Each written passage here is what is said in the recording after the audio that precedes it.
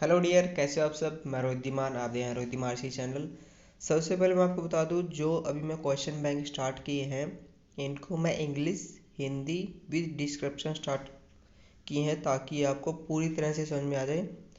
चलिए आज हम पार्ट लेके हैं, पार्ट नंबर 2, जो हमारा टॉपिक है सेफ्टी एंड फायर एक्सटिंग्विशर, जो RSC ट्रेड में क्वेश्चन पुट होते हैं।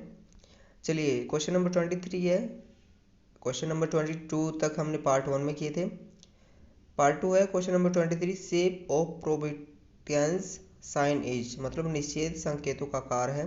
ये ऑप्शन है circular, B triangular, C square या डी ओब्लोंग। हमारा जो निषेध संकेतों का आकार होता है वो क्या होता है, सर्कुलर होता है।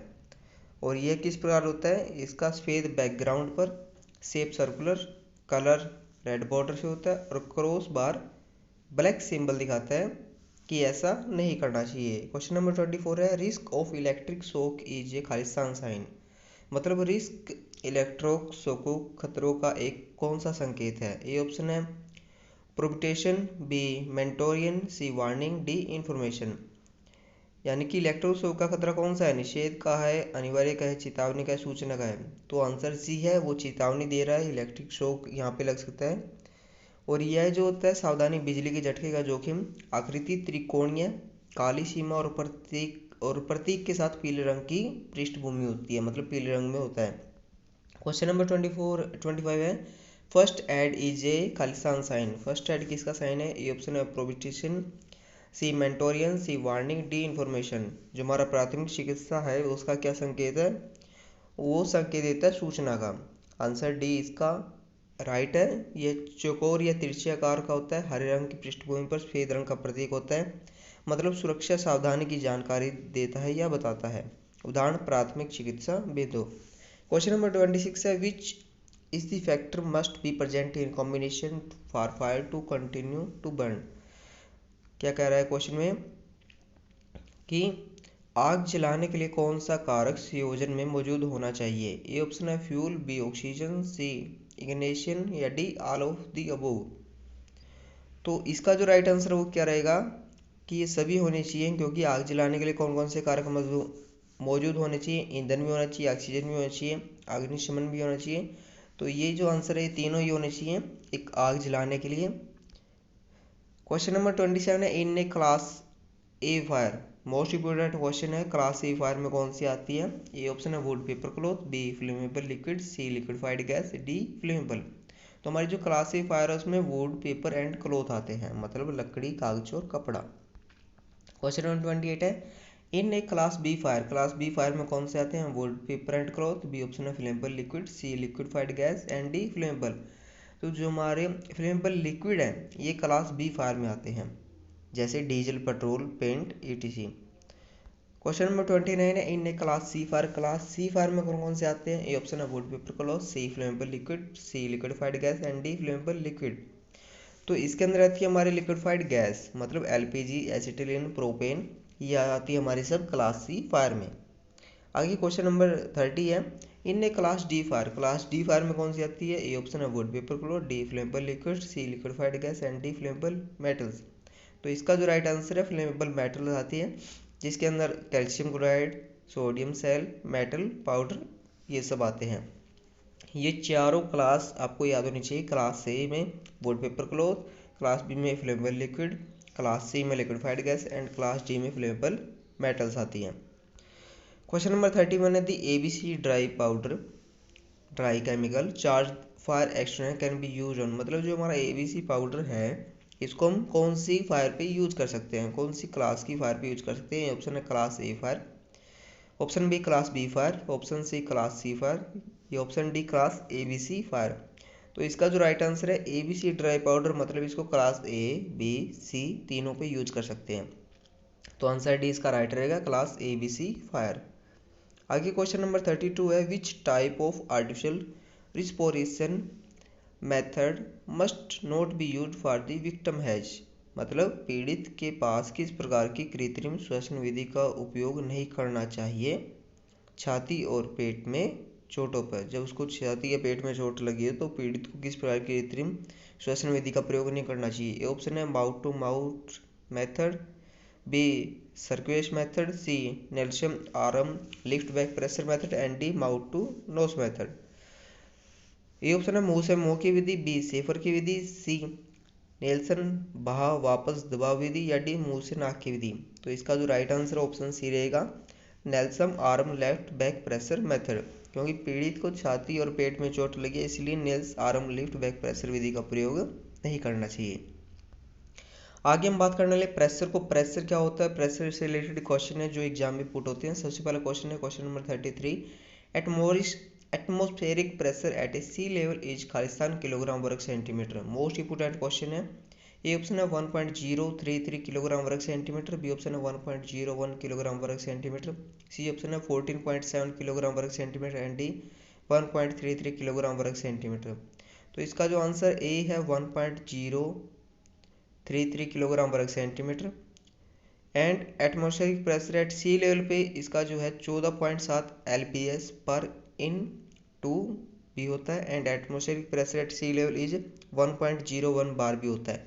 ये तीनों ही एटमॉस्फेरिक प्रेशर होते हैं सी लेवल पे। आप इन तीनों को नोट डाउन कर लें ताकि आपको अगर ऑप्शन में इनमें से कोई भी दिखे तो आप इसको राइट कर सको। लेकिन पीछे यूनिट जरूर चेक कर लेना कि जो हमारा 1.01 है वो बार में होगा, 14.7 है वो LPS पर इन टू में होगा एंड जो किलोग्राम वर्ग सेंटीमीटर वो होगा 1.033। आगे चलते हैं क्वेश्चन नंबर 34 है atmospheric pressure at sea level is. अब देखिए यहाँ पे इसने वैल्यू पूछी है LPS पर इन टू में। अब वो जो हमारी वैल्यू थी वो क्या थी, 14.7 थी, 14.7 LPS इन टू। ठीक है, यानी कि हमको यूनिट के साथ वैल्यू भी याद रखनी है। आगे है question number 35, atmospheric pressure at sea level is खालिस्तान बार। अब बार में वैल्यू पूछी है, बार हमारा क्या था 1.01 बार, यानी कि हमको तीनों वैल्यू याद रखनी है विद यूनिट। क्वेश्चन नंबर 36 है खालिस्तान use for measure atmospheric pressure, मतलब हम एटमॉस्फेरिक प्रेशर किसके साथ मेजर करेंगे। ये ऑप्शन है हाइग्रोमीटर, बी बैरोमीटर, सी मैनोमीटर या डी टैकोमीटर। तो हम बैरोमीटर के द्वारा एटमॉस्फेरिक प्रेशर या वायुमंडलीय दाब मापने के लिए उपयोग किया जाता है, याद रखना बैरोमीटर के द्वारा। क्वेश्चन नंबर 37 है atmospheric pressure at sea level is खालिस्तान इन किलो पास्कल। अब इसने किलो पास्कल में वैल्यू पूछी है। किलो पास्कल में हमारे क्या वैल्यू रहेगी, ए ऑप्शन है 101.3 kPa, बी ऑप्शन है 1.033 kPa, सी ऑप्शन है 6.895 kPa या डी नन ऑफ दीज। तो इसका जो राइट आंसर हो क्या होगा 101.3 kPa, मतलब आंसर ए होगा। आगे है question number 38, atmospheric pressure at sea level is खालिस्तान इन किलो पास्कल। ये ऑप्शन है 10 metre of water, B 100 metre of water, C 1 metre of water या डी नन ऑफ दीज। तो हमारा जो एटमॉस्फेरिक प्रेशर सी लेवल है वो है 10 मीटर ऑफ वाटर रहता है किलो पास्कल में, मतलब समुद्रीय जल या समुद्रीय तल का वायुमंडलीय दाब 101.325 kPa है। ठीक है, क्वेश्चन नंबर 39 है pressure difference of air can be measured with, यानी कि जो हमारा वायु के अंतर को मापा जा सकता है, ए थर्मोकपल द्वारा, बी एनोमीटर द्वारा, सी हेमरिस्टेट द्वारा या डी मैनोमीटर द्वारा।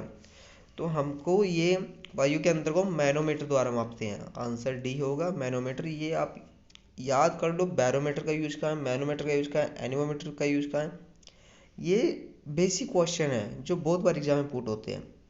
आगे क्वेश्चन नंबर 40 है absolute pressure is. Absolute pressure का फॉर्मूला क्या है, ऑप्शन है gauge pressure plus atmospheric pressure, B atmospheric pressure divide by gauge pressure, C absolute pressure plus gauge pressure and D atmospheric pressure plus vacuum pressure. तो इसका जो right answer है, answer A रहता है gauge pressure plus atmospheric pressure absolute pressure होता है। और absolute pressure को जैसे मैं नीचे दिखाया गया, एब्सोल्यूट प्रेशर क्या है, gauge pressure plus atmospheric pressure and absolute pressure दूसरा क्या होगा, atmospheric pressure minus gauge pressure, ये दोनों ही होंगे। दोनों को नोट डाउन कर लो ताकि आपको याद रहे। क्वेश्चन नंबर 41 है standard atmospheric pressure measure at. अब देखिए इसने क्या पूछा है, मानक वायुमंडलीय दबाव को मापता है। ये ऑप्शन है सी लेवल पे, बी 1000 फीट लेवल पे या डी एनी प्लेस पे या डी ऑल ऑफ देम। तो हमारा जो मानव समुद्रीय है वायुमंडलीय दबाव को समुद्र स्तर पे मापते हैं, मतलब ऑप्शन ए सी लेवल पे। क्वेश्चन नंबर 42 है प्रेशर इज। अब इसने प्रेशर का फॉर्मूला पूछ लिया है। ए ऑप्शन है force multiply area, B force multiply volume, C option है force plus area, D force divide by area. तो इसका जो राइट आंसर है, answer D force divide by area. ठीक है, आगे चलते हैं, क्वेश्चन नंबर 43 है PSIG मीन, मतलब PSIG की फुल फॉर्म क्या है। ये ऑप्शन है pound per square inch on atmospheric pressure, B pound per square inch on actual pressure, C pound per square inch absolute pressure, या D pound per square inch on gauge. तो इसका जो right answer answer D है, pound per square inch on gauge. आगे question number 44 है PSIA means, मतलब PSI की full form क्या है, pound per square inch on atmospheric pressure, B option है pound per square inch on actual pressure, C option है pound per square inch on gauge, या D pound per square inch on absolved pressure. तो इसका जो right answer answer D है, pound per square inch on absolved pressure. अगर पीछे जी है तो गेज प्रेशर आ जाएगा, और अगर ए है तो अब्सोल्व्ड प्रेशर आ जाएगा। क्वेश्चन नंबर 45 है zero pressure correspond on the absolute scale to, zero pressure correspond on the absolute scale to, A option है 14.7 lbs per into square, B option है 14.4 lbs पर इंटू स्केयर, सी option है 0 lbs per into square, या D 13.697 lbs per into square. अब जैसे हमने starting में पढ़ा था एटमॉस्फेरिक प्रेशर सी लेवल पर कितना था, 14.7 था lbs पर इंटू स्केयर में। Question number 45 negative pressure is also known as, बिल्कुल ही सिंपल क्वेश्चन है कि हमारा जो नकारात्मक दबाव के रूप में किसे जाने जाते हैं। ऑप्शन है vacuum pressure, B gauge pressure, C absolute pressure, या डी एटमॉस्फेरिक प्रेशर। तो हमेशा जो हमारा वैक्यूम होता है वो नेगेटिव में होता है, तो इसको हमारा जो राइट आंसर है क्या रहेगा, ऑप्शन ए रहेगा। वैक्यूम प्रेशर को नेगेटिव प्रेशर के नाम से जाना जाता है, या नेगेटिव प्रेशर को वैक्यूम प्रेशर बोलते हैं।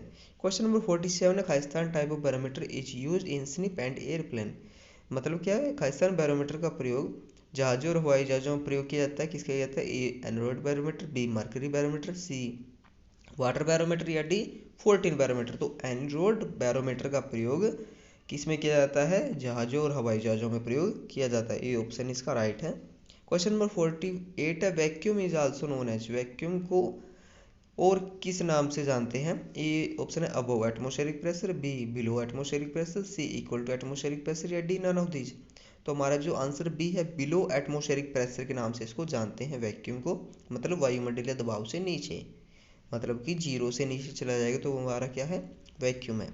क्वेश्चन नंबर 49 है pressure exerted by the air above the surface to the earth is called, मतलब क्या है, सतह से पृथ्वी के ऊपर हवा के दबाव को क्या कहा जाता है। ए ऑप्शन है vacuum pressure, B gauge pressure, C absolute pressure, या डी एटमॉस्फेरिक प्रेशर। तो हमारा जो एटमॉस्फेरिक प्रेशर होता है, वायुमंडलीय दबाव, इसका राइट आंसर है आंसर डी, मतलब हवा का दबाव जो समुद्र तल से रहता है, जिसे हम वायुमंडलीय दबाव कहते हैं। क्वेश्चन नंबर 50 है, और क्वेश्चन बहुत बार एग्जाम में आता है, the unit for vacuum is, ये ऑप्शन है PSI, बी माइक्रोन, सी किलो कैलोरी, या डी LBS। तो हमारा जो राइट आंसर है माइक्रोन, क्योंकि यूनिट फॉर वैक्यूम क्या है, माइक्रोन है। तो आज की वीडियो में बस इतना ही, फिर मिलते हैं नेक्स्ट वीडियो में। और आप जरूर इन क्वेश्चनों को लिख लें, क्योंकि एग्जाम में बहुत ज़्यादा पुट होते हैं।